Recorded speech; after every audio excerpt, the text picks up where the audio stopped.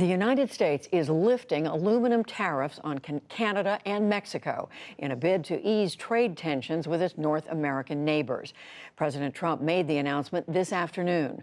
Canada and Mexico will in turn scrap planned retaliatory tariffs on the U.S.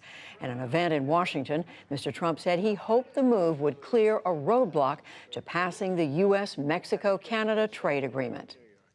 That deal is going to be a fantastic deal for our country, and hopefully Congress will approve the USMCA quickly, and then the great farmers and manufacturers and steel plants will make our economy even more successful than it already is.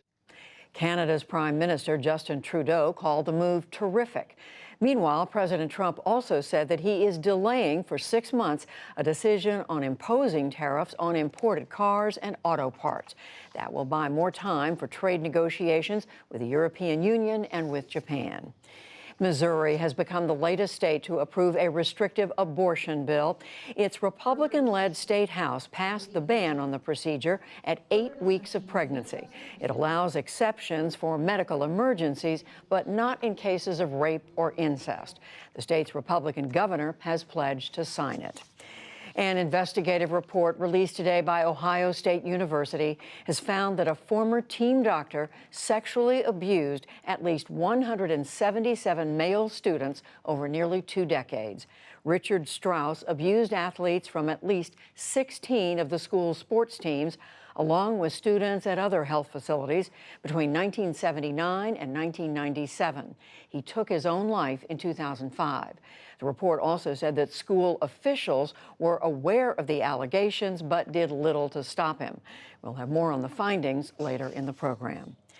Taiwan has become the first place in Asia to legalize same-sex marriage. The self-ruled island's legislature voted overwhelmingly today to approve the measure. Thousands of people gathered outside the parliament in Taipei to await the vote.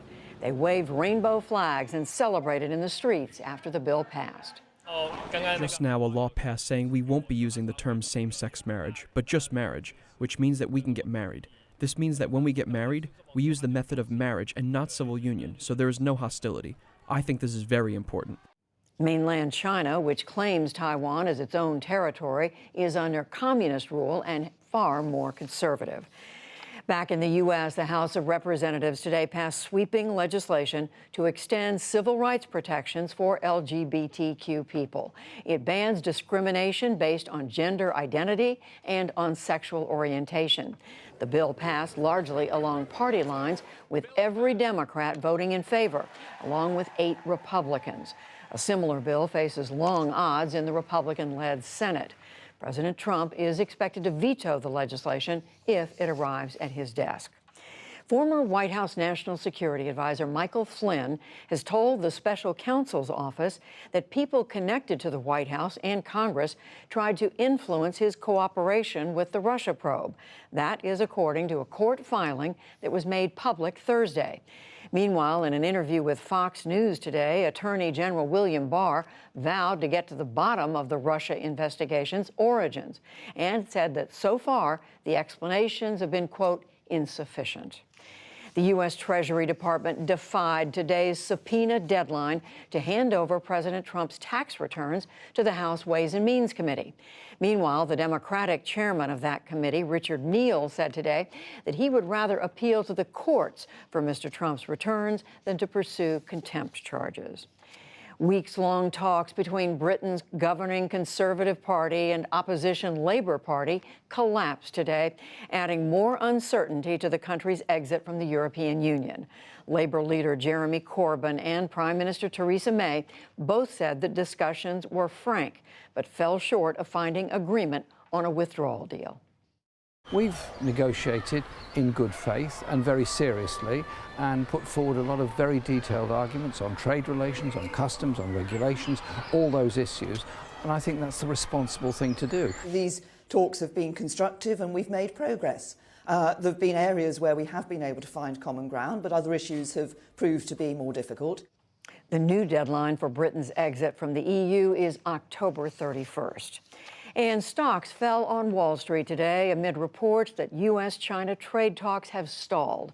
The Dow Jones Industrial Average lost more than 98 points to close at 29,764. The Nasdaq fell 82 points, and the S&P 500 slipped 17. Tractor maker John Deere pulled the S&P's industrial sector down after reporting weak sales from farmers who were worried about exports. That triggered fears that the U.S. trade war with China could take a toll on other major U.S. manufacturers. And best-selling author Herman Wouk has died. His literary agent said that he passed in his sleep today at his home in Palm Springs, California. Wouk is remembered for books such as The Winds of War and War and Remembrance. He won the Pulitzer Prize in 1952 for The Caine Mutiny. Herman Wouk was 103 years old. Still to come on the NewsHour, how long was the Ohio State University leadership aware of dozens of cases of sexual abuse by a sports doctor? Thousands marched to protest a strict new law in Hong Kong. The role that downed electrical lines played in California's deadliest fire, and much more.